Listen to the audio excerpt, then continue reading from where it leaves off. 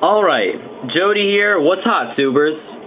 Now in this video, I'm going to be doing a little drawing tutorial. I'm going to be showing you guys the basics of filling and shading.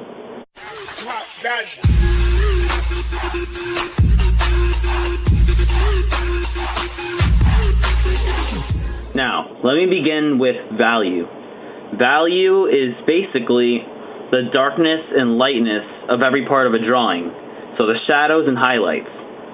Now, I'm going to show you how to get the darkest part. Normally, you would apply a lot of pressure to an area, right? And get a dark line like so. You can do this until you can just slowly decrease the amount of pressure you're applying to the drawing to end up making it go lighter and lighter. But notice how it was so sudden, and that's a mistake a lot of drawers tend to do. So, let me show you a technique that you can do. On any part of a paper, just draw a line, alright? Now draw another line next to it, but slightly lighter. You know, if you mess up, you can always go over and make it darker, right?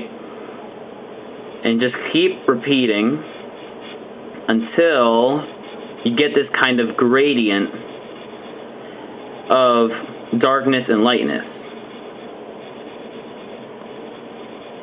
Now you see how that looks. Also, another tip, if you're struggling with getting a darker line and you don't seem to have a sharp point all the time, what you can do is don't angle the pencil when you press down. You can just turn the pencil upright, and if you apply more pressure and go over it a lot, you'll get the darkest line you can possibly make on the pencil or medium that you're using. And then getting lighter. Also, notice how when I'm making these kind of lines, I'm not moving my wrist too much. I'm moving my arm back and forth. Once you're done with these lines, you can fill these in and try to make it look smooth.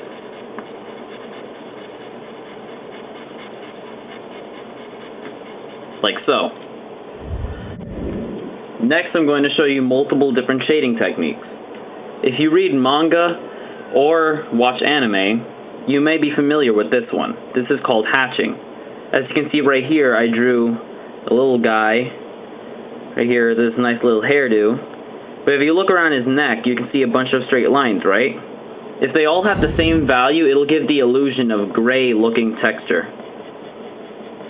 So this takes practice, but if you actually do this exercise, just draw a line of straight lines across with the same amount of pressure that you're applying with the pencil, then that's hatching.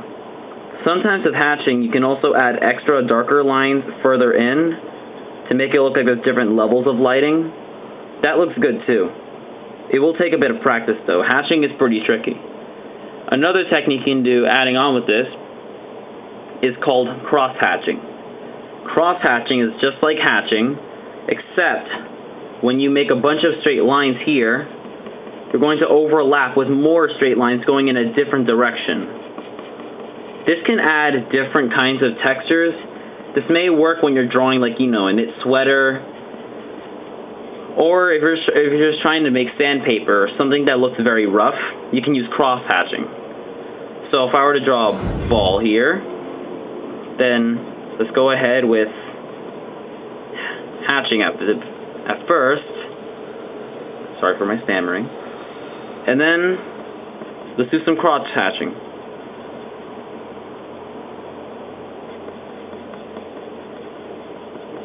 Now you see how that looks? That looks way better than, say, what I call scratching, as a beginner's method of shading, where you just do that. That's not a very advanced shading technique, although when you're doing line art at first, it may be good to start simple. So scratching, like so, could be helpful at times. Just make sure you're not making it too sloppy, because you want to be able to understand when you're working on it later on. And here's a shading technique that I find pretty unique that I was taught a while back. It's called blurring. Basically what you want to do is, let's make a circle right here. What you want to do is, instead of, you know, doing your typical regular shading technique like I showed you earlier, is make it look more blurry by adding a very light layer of circling. you'll get this effect of it blending into the light and dark. Just add here. Now you see how smooth that looks? This is why I prefer to use blurring. It may take time to practice and master, but when combining all your other shading techniques together, you can make wonderful works of art. I'm going to show you one last one. It's a very unpopular choice, and this one you may know is called stippling. Basically what you do here is you just jab onto the paper multiple times to make many small dots. Now, a lot of people prefer not to do this just because they get very impatient or they're not very good at it. Of course, like I showed before, you don't want to add different amounts of pressure to these dots. You want to add the same amount of pressure but space them out differently to make darkness and lightness. If you want to make a darker area, then concentrate more dots to move them more closer together. Then if you want a more lighter area, then like you see here, I'm spacing them out more. Now in the end product does look very nice, but some people, I understand that some people may not want to use this stippling technique, and that's alright. But you should learn at least how to do it. It's a good skill to know in art in the future. Next, just for some ending product, I'm going to show a little speed draw of me.